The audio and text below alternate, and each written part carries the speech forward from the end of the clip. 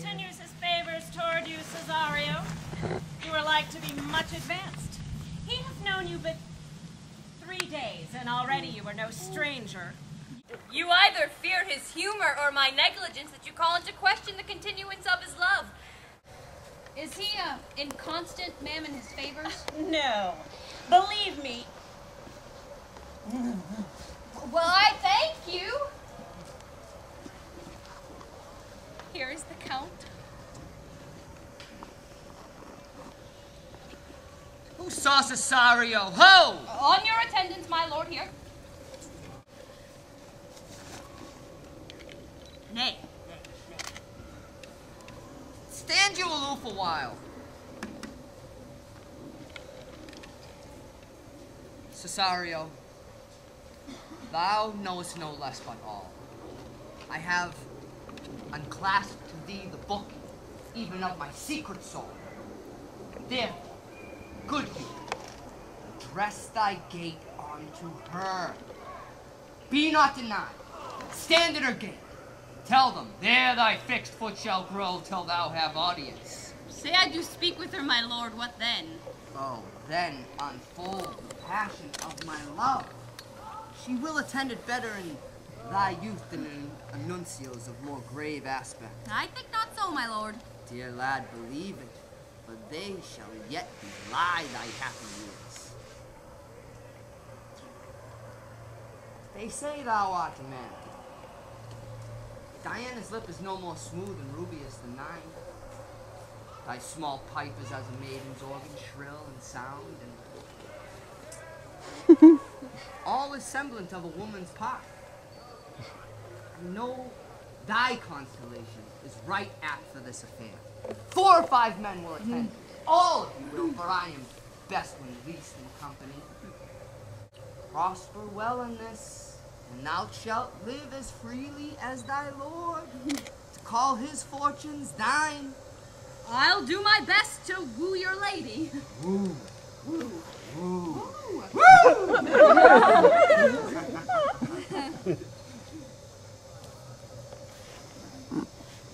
Yet a barful strife, who ere I woo myself would be his wife.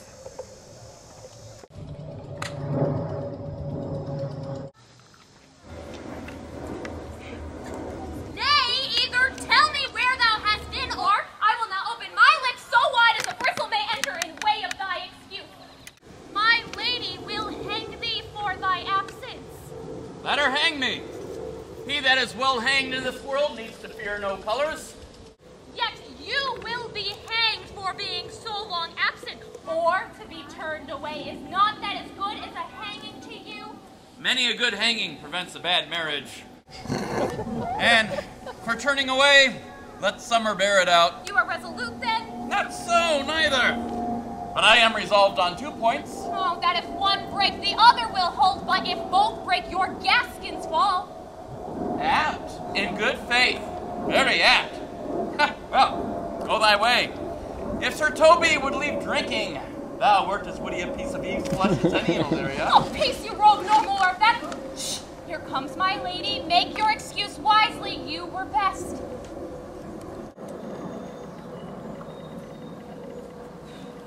Wit, and it be thy will, put me into good fooling. For what does Quinopolis say? Better a witty fool than a foolish wit.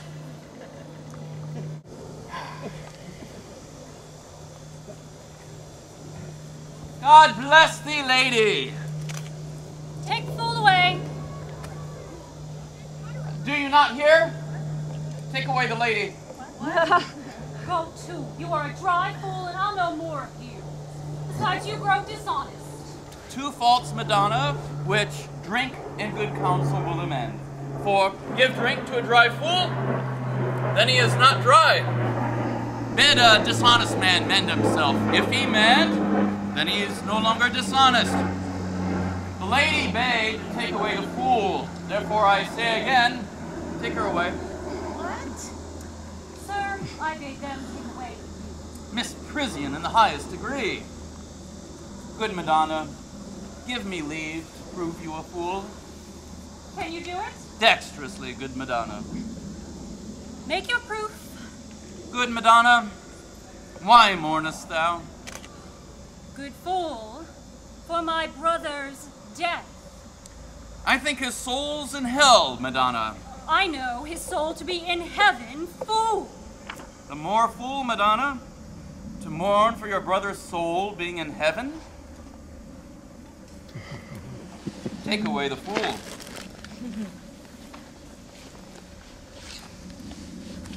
What think you of this fool, Malvolio? Doth he mend? I marvel your ladyship takes delight in such a barren rascal.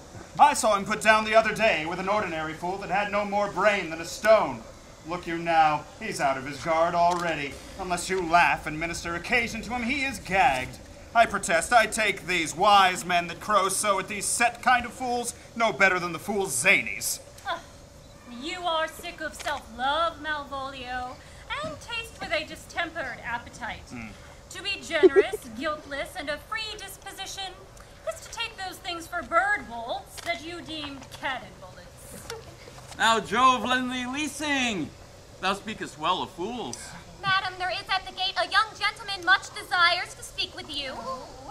From the Count Orsino, is it? I know not, madam. 'Tis a fair young man and well attended. Who of my people holds him in delay? Sir Toby, madam, your kingsman. Go you, Malvolio. If it be a suit from the Count, I am sick or not at home, what you will to dismiss it.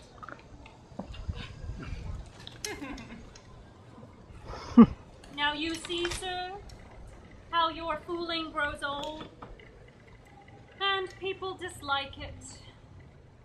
Thou hast spoke for us, Madonna, as if thy eldest son should be a fool, whose skull Jove cram with brains.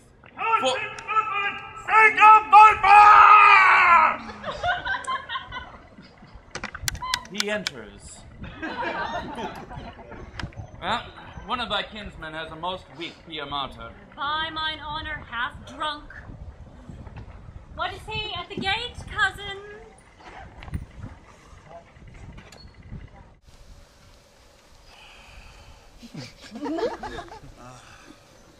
'Tis a gentleman. A gentleman. What gentleman? 'Tis a gentleman. Here, I'll plague those pickled herring.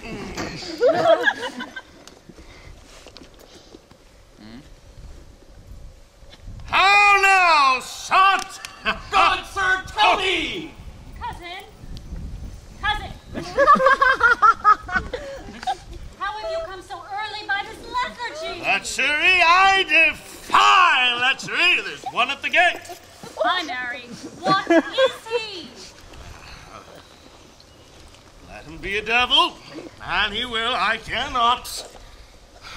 Just give me faith, say I.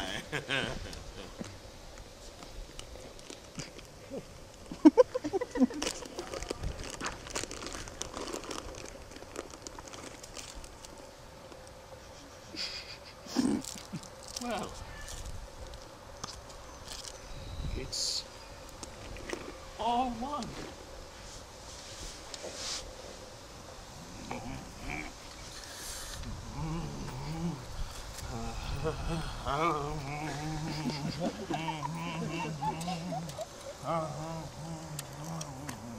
What's a drunken man like, fool?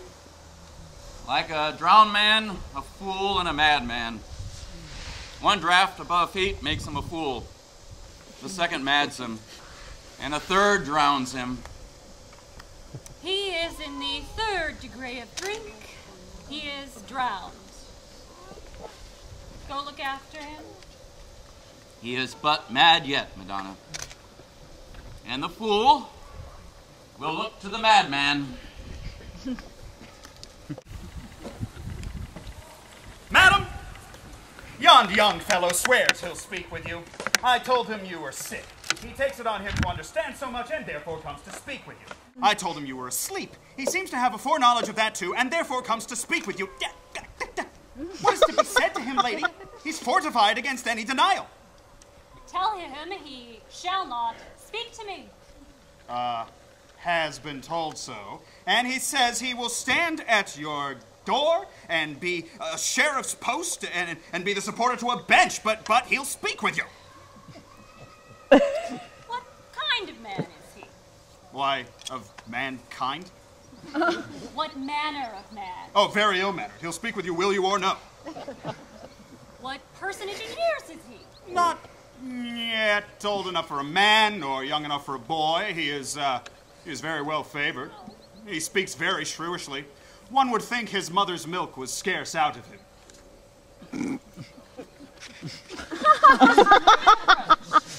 Call in my gentlewoman. Gentlewoman! My lady calls. Bring me my veil. Come, throw it over my face.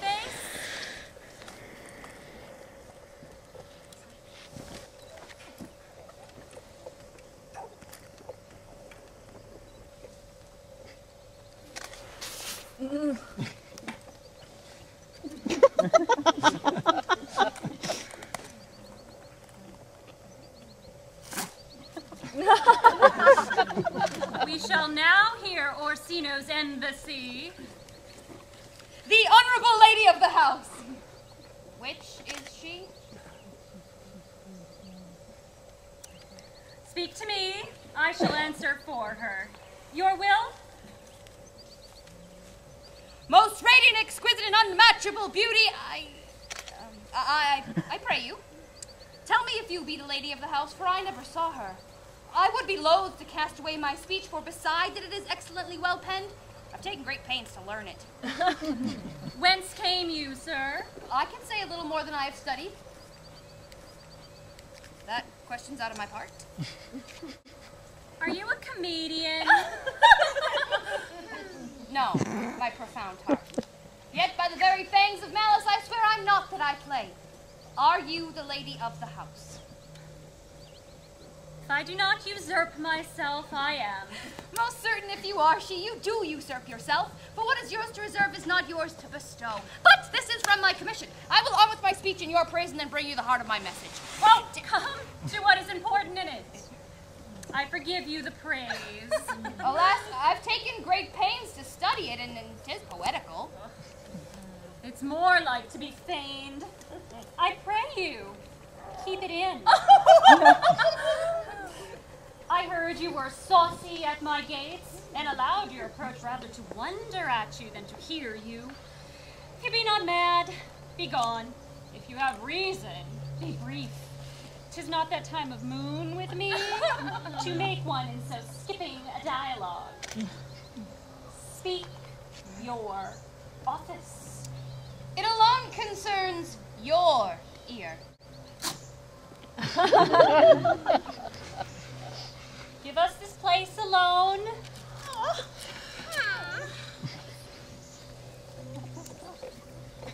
We will hear this divinity. Now, sir, where lies your text? In Orsino's bosom. In his bosom. What chapter of his bosom? The first of his heart. I've read it. It's heresy. Have you nothing more to say? Good madam, let me see your face. Have you commission from your lord to negotiate with my face? You are now out of your text. But we will draw the curtain and show you the picture. Look you, sir, 'tis not well done. Excellently done.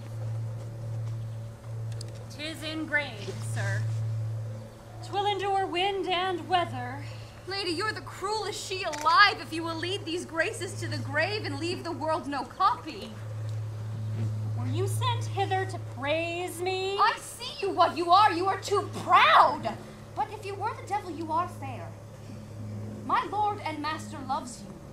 Such love could be but recompense, though you were crowned a nonpareil of beauty.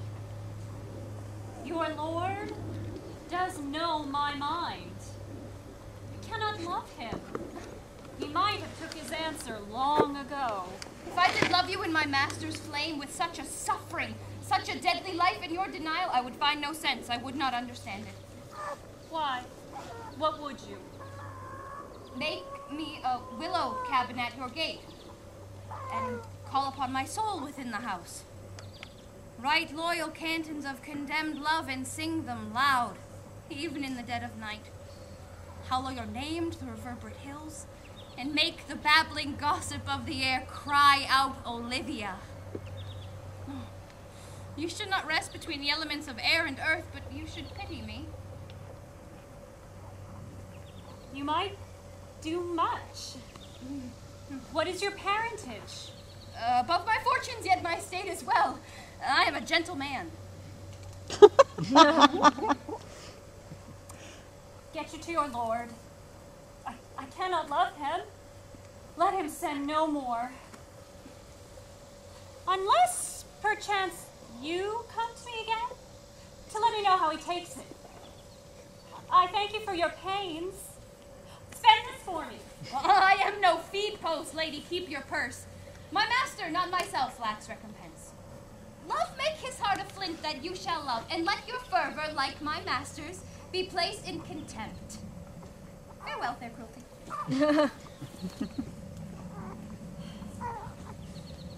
Even so quickly may one catch the plague? Methinks I feel this youth's perfections with an invisible and subtle stealth to creep in at mine eyes. Well, let it be. What ho, Malvolio? Here, madam, at your service. Run after that same peevish messenger, the counteous man. He left this ring behind him. Would I or not, tell him I'll have none of it. Desire him not to flatter with his lord, nor hold it up with hopes. I am not for him. If that same youth will come this way tomorrow, I'll give him reasons for it. Hiding, Malvolio! Madam, I will.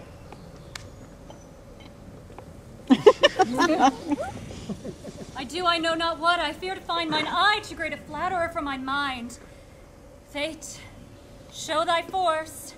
Ourselves we do not owe. What is decreed must be. And be this so.